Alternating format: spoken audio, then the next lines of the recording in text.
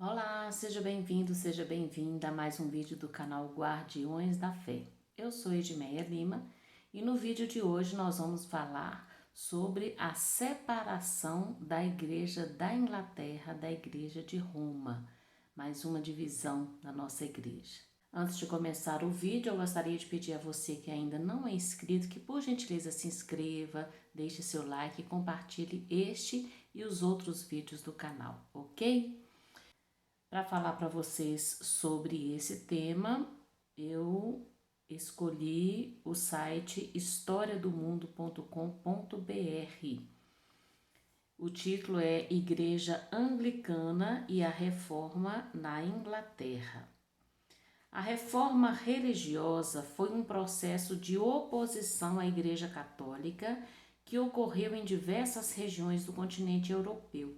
Geralmente estudamos três principais casos de reforma religiosa no século XVI: a luterana, a calvinista e a inglesa, anglicana. Diferentemente das demais, a reforma religiosa na Inglaterra ocorreu a partir da iniciativa de um rei e não de teólogos críticos às doutrinas e práticas do clero católico. O motivo que levou o soberano inglês Henrique VIII a se desligar da Igreja de Roma foi a não aceitação do seu pedido de divórcio enviado ao Papa Clemente VI. Na verdade, não foi um pedido de divórcio. O divórcio acontece no âmbito civil. O que o rei Henrique VIII pediu ao Papa foi a nulidade do seu matrimônio, a nulidade na igreja. Então, quando falar aqui divórcio, a gente vai pensar nulidade, tá ok? Henrique VIII era casado com Catarina de Aragão, nobre de origem espanhola.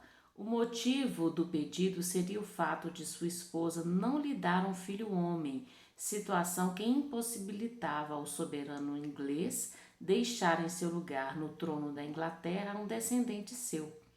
Dos 6 filhos de Catarina, apenas a princesa Maria sobreviveu.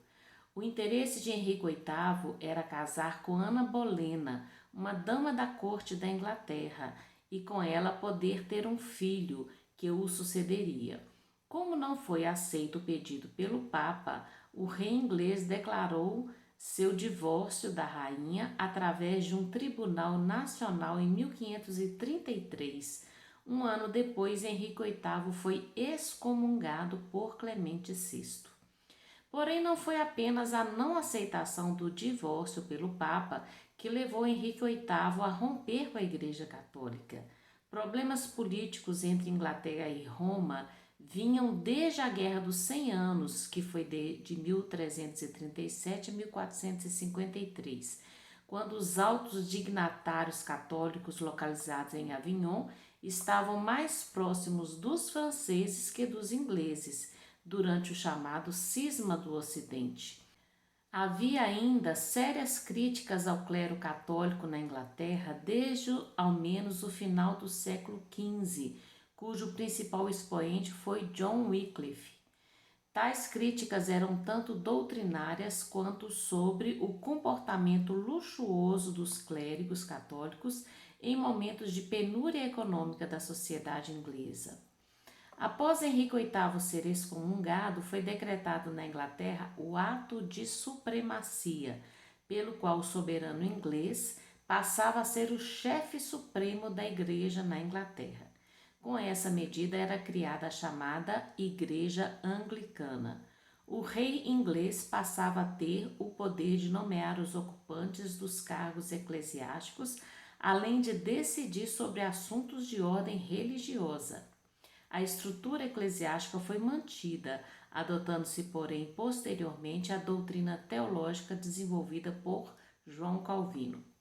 No aspecto econômico, o Estado inglês confiscou todos os bens da Igreja Católica, principalmente as terras dos mosteiros que foram vendidas a vários nobres, comerciantes e fazendeiros. Tais medidas agradaram aos gentry, membros da pequena nobreza, ligados ao comércio e às atividades econômicas do nascente capitalismo. Por ironia dos acontecimentos, Henrique VIII não conseguiu ter um filho homem com Ana Bolena. A filha do casal, Elizabeth, tornar-se-ia rainha anos depois. Ana Bolena foi acusada de traição extraconjugal, condenada e decapitada em 1536. Henrique VIII ainda se casou mais 4 vezes, sendo que no terceiro casamento conseguiu ter um filho homem, Eduardo, que o sucederia. Seu quinto casamento também terminou de forma trágica, já que sua esposa, Catarina de Howard, foi também decapitada em decorrência de ações extraconjugais. O anglicanismo na Inglaterra consolidar-se-ia na Inglaterra apenas com o reinado de Elizabeth, de 1558 a 1603, depois de sua irmã Maria Tudor tentar restaurar o catolicismo no reino. O que a gente pode entender então destes fatos narrados aqui? O rei Henrique VIII, ele era casado na igreja com Catarina de Aragão. E ele queria se separar de Catarina. Ele queria então que o Papa Clemente VI anulasse o seu casamento. E os argumentos que ele apresentou não eram válidos. Na verdade, Catarina de Aragão era cunhada de Henrique VIII, ela tinha sido casada com o irmão dele. E este argumento não foi aceito porque eles tinham conseguido uma autorização especial da igreja para poder se casar. Então, o casamento dele era válido diante da igreja. E ele queria que o Papa anulasse o casamento dele de qualquer jeito, e o Papa não fez isso. Então, o que ele fez? Ele brigou com o Papa, se revoltou contra o Papa, se revoltou contra a igreja e se separou da igreja católica, criou sua própria igreja, ele se autoproclamou o Papa da igreja anglicana, vamos dizer assim, e a gente pode perceber aqui, né, uma ação maligna em tudo isso, né, porque já tinha começado, nós estávamos aqui nesse período no ápice, né, da reforma protestante, as ideias de Lutero, de Calvino já estavam se espalhando por toda a Europa, várias pessoas estavam deixando a igreja católica, então nesse fervilhar de coisas, né, o rei Henrique VIII, que era extremamente católico, ele acabou tomando uma atitude trágica dessa, como que realmente Satanás começou a agir de forma poderosa nesse período aqui, influenciando negativamente as pessoas contra a igreja, contra o Papa. E uma coisa importante que a gente precisa destacar aqui é que muita gente perdeu a vida nessa separação, né? Nós tivemos alguns herdeiros do trono que queriam que a igreja voltasse a ser católica, outros queriam que a igreja se tornasse protestante. Então, muitos bispos, muitos padres católicos foram mortos, foram martirizados nessa separação, nessa criação da igreja anglicana. Então, realmente foi terrível para a igreja católica, além de perder mais fiéis, mais fiéis foram desvirtuados do caminho certo, né? Do caminho da salvação. Muitos fiéis também foram martirizados, principalmente os sacerdotes e alguns bispos, né? Que foi realmente uma tragédia. Então, nós tivemos anteriormente, né, a separação, a Revolução Protestante, e agora nós tivemos uma outra separação, que foi a criação da Igreja Anglicana lá na Inglaterra. Então, nós estamos iniciando agora períodos realmente complicadíssimos nessa história da guerra do mal contra o bem, porque o mal, a partir de agora, ele vai influenciar de forma mais significativa as mentes das pessoas. Nos próximos vídeos a gente vai falar sobre o iluminismo, sobre os filósofos iluministas.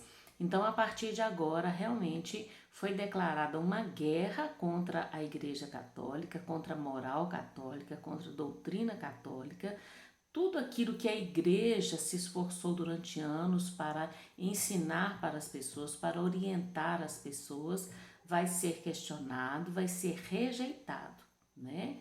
E qual que é o mal que existe nisso? Porque na verdade a igreja, ela foi criada para nos conduzir para a salvação.